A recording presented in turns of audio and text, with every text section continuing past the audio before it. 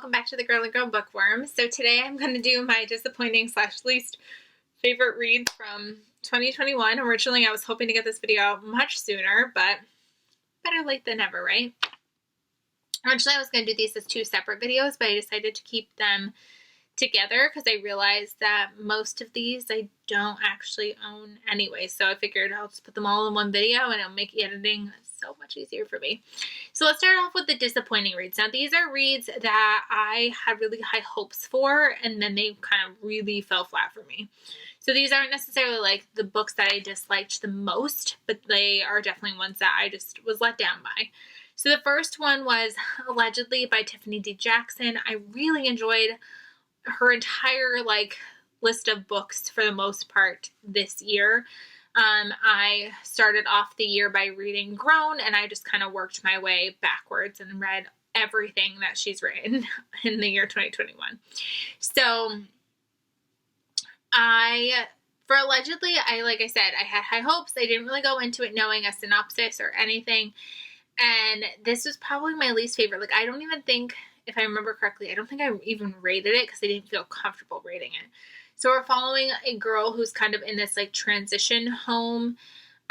She's got a really messed up past and it just is kind of crashing down on her. And it just, I don't know, it made me super duper uncomfortable. And I don't sometimes I like when books make me uncomfortable because I feel like it's making me think. But this one was extremely just triggering, and I'm still shocked I finished it because it was one that I was like, oh my god, I think that I might have to DNF a Tiffany D. Jackson book, which I've never had to do, and it was extremely disappointing for me that I couldn't love that one the way I wanted to.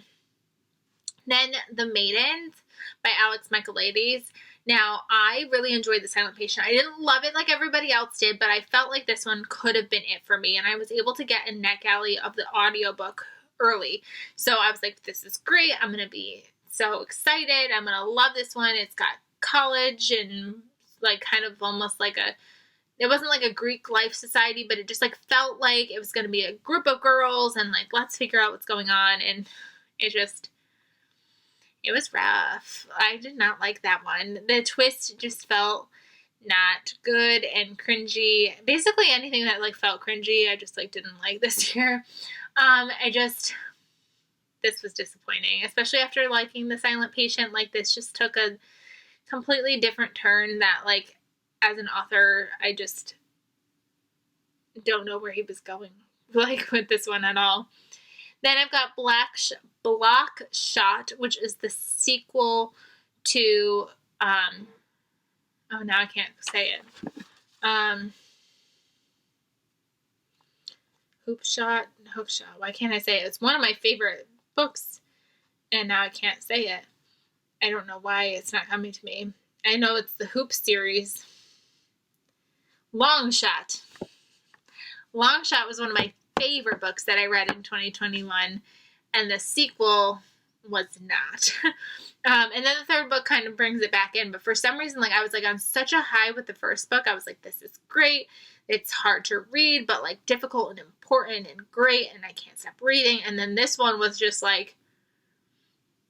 no. And it just did not work for me in the same way that the very first one, Long Shot, did for me. So that's kind of why this one landed on my disappointing list, was not because it was a really bad book by any chance, but it's just when you love the first book so much and then you go into the second book and it's just not what you think it's going to be, it gets extremely frustrating. So I considered this one a really big disappointment because to go from having such a this is such a great book to what is this was really disappointing. And then Apples Never Fall by Leanne Moriarty. This one killed me. I was so excited for this book. I've loved everything else that she's written. I know that Nine Perfect Strangers didn't do it completely for me, but it was still a decent read. And then this one just was I canceled my pre-order for this. I didn't get it through Book of the Month. I don't even want it on my shelf. It just was so boring. I just don't get the point of this book. It was an 18-hour audiobook, and it was not good. And it's just sad because, like, I don't understand how authors can have such really good, powerful, like, great stories where you're, like, so invested, you want to read all their books, and then, like, to completely lose it. And, like, I know there are people out there who have liked it, and I know that I'm not alone with being disappointed by it. It's just, it's such a letdown after The Big Little Lies and What Alice Forgot and The Husband's Secret, and just, there were so many good books, and this one just didn't do it. And, like, it sold a story that should have been great, and it just wasn't. And then the last one in my disappointing reads was Where the Crawdads Sing. Now, this one is a super hyped book that I kind of was always going to possibly stay away from, but I was like, you know what? I think I'm going to do it. I think I'm going to try it. And Kendra got it for me for Christmas or my birthday one year, and we decided to buddy read it, and I don't get the hype, guys. I don't. This one was not good either. Like, it just felt so unrealistic and just cookie cutter at the same time. It just, and boring. And it just, I really, like, as much as it wasn't like a book that I really hyped up in my head, I just felt like it was going to be much better considering the following that this book has. And it didn't do it for me. So disappointing. Now, least favorite, like, these were rated I looked at my, like, statistics of, like, my last, like, my 1-star reads, and these were all, like, my 1-star to 2-star reads. We've got Blue Ticket, which was supposed to be an adult dystopia novel that was just garbage. Absolute garbage. It's supposed to be where you get, like, a blue ticket or a white ticket, and if you're a blue ticket, I think, like, you get to be a mom, and you get to, like, raise a family, and then if you get a white ticket, like, you have to work as a, like, worker. And our character in the beginning was like, oh, I, like, don't want it, like, I don't want to be a mom, whatever happens, and then, like, she gets a ticket, and all of a sudden, suddenly, now she wants to be a mom, and she can't because of her ticket, and now she's going to try to do whatever she can to have a blue ticket, and it just sounded really great, but nothing happened. It was so dry. I don't know how I didn't DNF this one as well. It was just, it was bad. Not a good story at all. Like, this would be on my disappointing if it wasn't already a 1-star, like, least favorite book ever. Then we've got Truly, which I read for the Black Romance, no, what was it? I don't know if it was called the Black Romance-a-thon, or I think that's what it was called. And I read this one through Kindle Unlimited. I had never really heard of it, but it looked like it had some great reviews. And it just felt like it was sending all the wrong messages to teenagers about what romance and love looks like. There's a lot of domestic violence in here and just things that just I don't think are acceptable. And the fact that they, like, kind of romanticized it really bothered me. And I did not like that one at all. And then we've got The Turnout by, I think it's by Megan Abbott. I don't know if that's right. This one,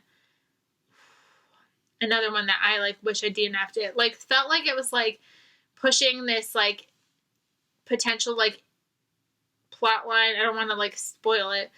And I was like, well, maybe that's the red herring. Like, that's not really what it is. Like, it's something else. And it didn't turn out to be red herring, and it turned out to be really disgusting and really gross. And I will never read anything else by the author ever again.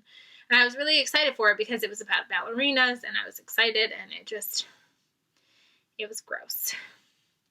Then Misery is on this list as well. I think that this one, like, especially considering how hyped this one is too, it just was, like, not a thing. Like, it just was boring. I think this one ended up being a 2-star on my, like, list. I don't think it ended up getting 1 star, but it was another one that just was so wordy and just not appropriate and just not worth it at all, in my opinion. I know a lot of people love it, but just not worth it, in my opinion.